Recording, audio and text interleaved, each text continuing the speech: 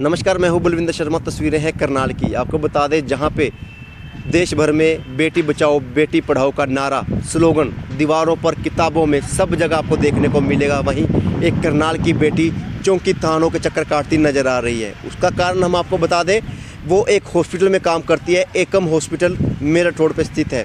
Hospital ने उसको कमरा भी दिया हुआ है, उसको रहने खाने के लिए भी वहाँ पे सब सुविधाएं प्रोवाइड करवाती है, लेकिन फिर भी उस महिला को दर दर की ठोकरें क्यों खानी पड़ रही हैं? उसके साथ ऐसा क्या हॉस्पिटल के स्टाफ ने किया, ऐसा क्या उसके साथ हॉस्पिटल की जो संचालिका है डॉक्टर, उसने उसके साथ ऐसा क्या किया कि अब उसको थानों में जाना पड़ रहा है, दर दर की ठोकरें खा रही हैं? उससे जानेंगे, उसके जुबानी मेरे साथ तस्वीरों में बने रहिएगा।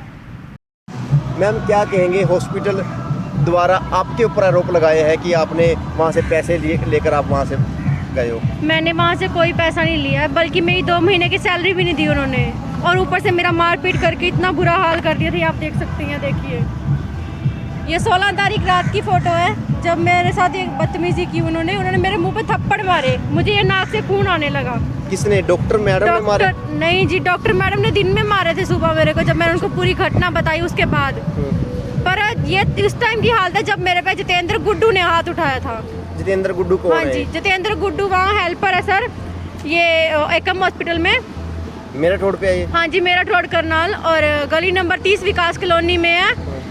उन्होंने मेरे पे हाथ उठाया, मेरे साथ बदतमीजी की, मेरे प्राइवेट पार्ट तक को टच करने की कोशिश की है। क्या वजह रही, क्यों आपसे हाथापाई की? क्यों मेरे से हाथापाई? मेन उनका यही था कि हाँ, कि मैं उनको मतलब कि मैं विरोध ना करूं उनके साथ, मतलब कि राजी राजी जो वो चाहते हैं वो हो जाए। गलत हरकतें भी करने हाँ की जी, कोशिश की बहुत ज़्यादा। उन्होंने मुझे पीछे से हक करके मेरे प्राइवेट पार्ट को टच करने की कोशिश की, और फिर हमारी हाथापाई हुई, जिसमें मुझे कुछ नाखून भी लगे हुए हैं, ये नाखून के निशान है।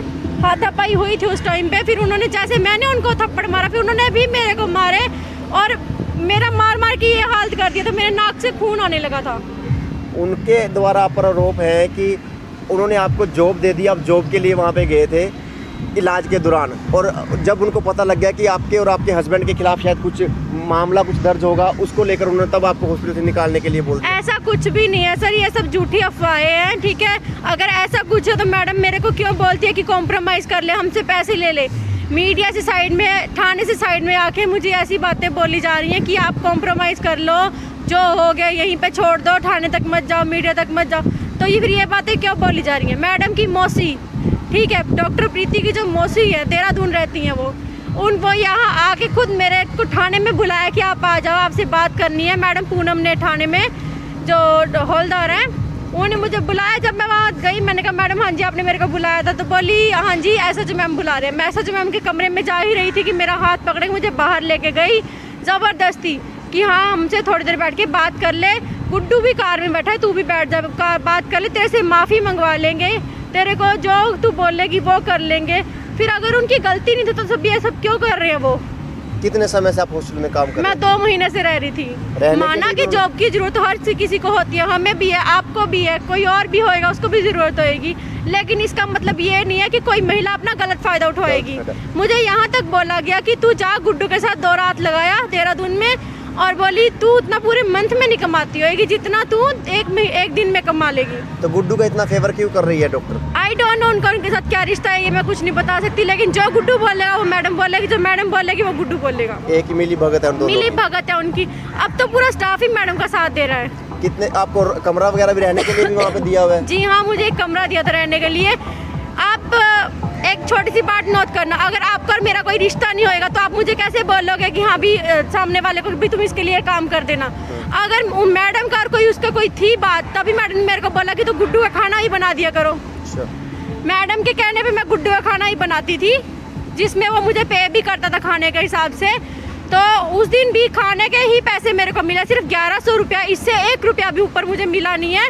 मेरे लिए मेरा भगवान सिर्फ गुरु ग्रंथ साहब जी है, उसको हाजिर नाजिर जान के जो बोल रही हूँ सच बोल रही हूँ, इसमें इतनी सी भी झूठ की बात कोई भी नहीं है। और भी गलत काम किए जाते हैं हॉस्पिटल में? हाँ जी, वहाँ पे बहुत सारे अबॉर्शन भी होते हैं, खुद मेरा भी अबॉर्शन हुआ है, ठीक है? मेरे को अगर मेरा बच्चा खराब था तो मैडम मेरा ट्रीटमेंट करती, वहाँ फाइल बनाती, सिग्नेचर लेती, मेरे पार्टनर के सिग्नेचर लेती, बट मैडम ने ऐसा कुछ भी नहीं किया, क्योंकि मैडम ने मुझे सिर्फ इंजेक्शन लगा के घर पे भेज दिया। इसका बात बताओ ना, इसमें क्या था? बच्चा सही था, इसका मतलब मेरा क्या? जो मैडम ने ज़बरदस्ती अबॉर्शन की है, पैसे की वजह से तो मैडम ने खुद किया ये सब, और हमें बोल रही है। अब फिर मुझे कॉम्प्रोमाइज़ के लिए बार बार वो कर रही है।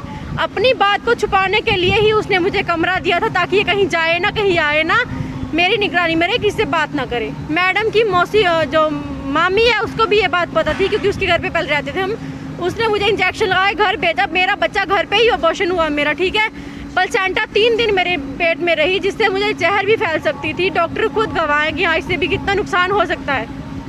और वो 3 दिन बाद जब मैडम की मामी ने, यानी कि मेरे जो मकान मालिक है जिनके यहाँ मैं किराए पे रहती थी, उनके कहने पे निकाली, मेरे पार्टनर ने कहा, बाकी सब ने प्रेशर किया, तब मैडम ने मेरा इंटरनल चेकअप करके मेरी प्लेसेंटा जो बाहर निकाली। तो शुरुआत कहाँ हुई? आप नौकरी मांगने के लिए खुद गए थे या इन्होंने कहीं से ऑफर किया था आपको? सर मैं वहाँ ट्रीटमेंट के लिए जाती थी, तो मैडम के पास मैंने ऐसी बात कर दी कि मैम मैं पीजी में रहती हूँ, कि मैं अगर आपकी मामी के यहाँ कि अगर कोई और रूम है आपके आसपास तो मुझे बता दो। तो मैंने सिर्फ इतनी बात की थी। मैडम बोली तुझे कहीं जाने की ज़रूरत नहीं है, मेरे पास ऊपर कमरा खाली है तो तुम रह सकती हो। इस बात की मेरे पास रिकॉर्डिंग भी है, ठीक है, जो मैं पुलिस स्टेशन में भी दे के आई हूँ। और फिर मैडम ने ये भी बोला था कि तू अब मेरा ट्रीटमेंट मेरे पास ही करवाना, कहीं और मत जाना, नहीं तो तेरे अंदर है जो बोली एक से दूसरी दवाई खाने की वजह से वो हो जाता है, कल को तुम्हें बच्चा भी चाहिए, तो इसलिए तुम ये सब मत करो। तो पैसे भी ज़्यादा ऐंठे गए हैं आपसे इलाज? हाँ जी, बहुत ऐंठे गए उस टाइम पे। 2,000 रुपये, 2500 रुपये एक दिन का लेती है वो, 2,2500 एक दिन का लेती है। ट्रिप लगे कुछ भी लगे उसका, नाइट चार्जेस अलग से होते हैं, जो ट्रीटमेंट करती है वो अलग से, मेडिसिन अलग से होती है उसकी। तो आपकी ड्यूटी का क्या दिन का टाइम था, रात का टाइम था? मेरे दिन की ड्यूटी थी, लेकिन कई बार जैसे गुड्डू है जो जितेंद्र, जिसने मेरे साथ बदतमीजी की है, वो जब घर जाते थे तो उस टाइम पे नाइट की ड्यूटी भी मैं ही करती थी। वहाँ पे कैमरा में ये सब रिकॉर्डेड होएगा, ये चेक कर सकते हो। अगर डिलीट ना की गई हो, अगर डिलीट ना की गई हो तो ये सब होएगा। मेरी आप सबसे यही गुजारिश है, देखो हाथ जोड़ के, कि वो उन्होंने कैमरा में जो हेर फेर किया उसका सामने सच्चाई सामने आनी चाहिए और मुझे इंसाफ मिले बस। नज़दीकी थाने में रिपोर्ट लिखवा दी? हाँ जी, नज़दीकी थाने में या महिला थाने में रिपोर्ट है मेरी, ये कार्रवाई तो कर रहे हैं। बाकी देखो अभी क्या, मैं चाहती हूँ कि इनको जल्दी से जल्दी कार्रवाई हो तो जेल में उनको बस। लगता है कि जो बेटी बचाओ बेटी पढ़ाओ का नारा है वो सक्सेस रहेगा? ये झूठा है, ये झूठा है। यहाँ पे बेटियाँ ही धक्के खा रही हैं। लड़कों को क्या है, वो जाते हैं, किसी की महिला को छेड़ दिया, किसी को कुछ को छेड़ दिया, फिर से पैसे दे के उनकी आवाज़ दबा दी जाती है, उनको बदनाम किया जाता है। अब मेरी शादी के बारे में सवाल उठाए जा रहे हैं, अपनी शादी के प्रूफ लेके आ, फोटोज़ लेके आ, ये ला, कोई बात नहीं, जितना बन पड़ेगा, जहाँ तक जाया जाएगा जाऊँगी, अपने इंसाफ की लड़ाई खुद लड़ूंगी। हमने भी डॉक्टर से फ़ोन पे बात करने की कोशिश की, उन्होंने कहा है कि इस मुद्दे पे बात नहीं करना चाहती। झूठी है तभी है सब? हाँ जी सर, अगर वो सच्ची है तो सामने आए, अपना पक्ष रखे, बताए उन सबको कि हाँ भी ये झूठ बोल रही है, सच बोल रही है, कुछ तो सामने आए। मैडम खुद ही नहीं सामने, 2 दिन से तो मैडम गायब भी थी। और मैडम का साथ देने वाली एक सत्तो नाम की आंटी है, ठीक है, जो मैडम के पास मतलब कि अबॉर्शन केस, डिलीवरी केस सब लेके आती है। तो मैडम मेन गवाही उसी की डलवा रही है कि हाँ इसका बेटा उस दिन एडमिट था, तो इससे गवाही ली जाए। तो मैं चाहूँगी अगर सत्तो अपनी गवाही दे रहे हैं तो सत्तो मैम के खिलाफ भी एक बार आवाज़ उठाए, बताए मैडम के बारे में कि हाँ मैंने कितने अबॉर्शन करवाए हैं मैडम के पास, और कितनी लड़कियां के अबॉर्शन लेके आई है, वो कितने वो डिलीवरी केस लेके आए, सबकी इंक्वायरी फिर होनी चाहिए। जो महिला उसको कमीशन दी जाती है? यस, 20% कमीशन है। अब तो सारा स्टाफ ही उनका साथ दे रहा है। अच्छा। स्टाफ में परवीन है, राखी है, ठीक है, ये दोनों उन्हीं का साथ दे रही हैं। तो क्यों साथ दे रहे हैं? क्योंकि नौकरी का डर है अपनी? उनको नौकरी का डर है, क्योंकि जो राखी है वो उसने कोई डॉक्टरी कोर्स नहीं कर रखा, वो एक टीचर है पेशे से, वो भी junior teacher, note a senior, junior बच्चों को पढ़ाती है, LKG UKG को, उसको रखा है, उसको क्या नॉलेज है पेशे से? तो वैसे देखा जाए तो टीचर डॉक्टरी का काम नहीं कर सकती, डॉक्टर टीचर का काम नहीं कर सकती, लेकिन ये डॉक्टर ऐसे ही रखे हुए हैं। इसका कोई भी स्टाफ ऐसा नहीं जो पढ़ा लिखा हो या जिसने मेडिकल लाइन का कोर्स किया हो। डिग्री किसी के पास डिग्री किसी के पास नहीं है। तो मैडम के पास डिग्री है?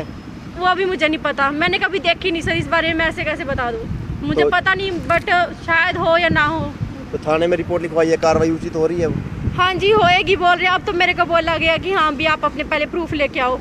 और मैं 164 के जो बयान हो गए हैं उसके आधार पे ना तो कोई धारा लगी है, ना ही दोषी को गिरफ्तार किया है।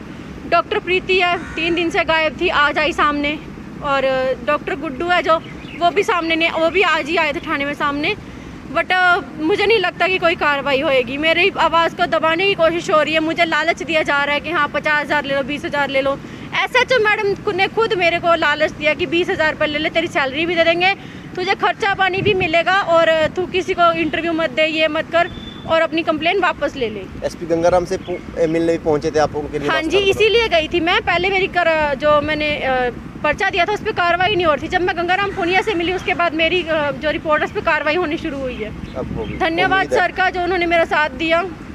तो आप चाहते हो कि जल्द से जल्द कार्रवाई हाँ होनी चाहिए? और मेरी अब भी यही सर से रिक्वेस्ट है कि सर प्लीज़ मेरा साथ दिया जाए और जो सच्चाई है वो सामने लाई जाए। ठीक है, पुलिस पर विश्वास है वो बना रहे ताकि। हाँ जी, ताकि जो मेरा विश्वास, मेरा क्या बाकी दुनिया का लड़कियों का जो भी विश्वास है कि महिला रहना सुरक्षित है लड़कियों के लिए, ये बात पे एक मिसाल बन जाए।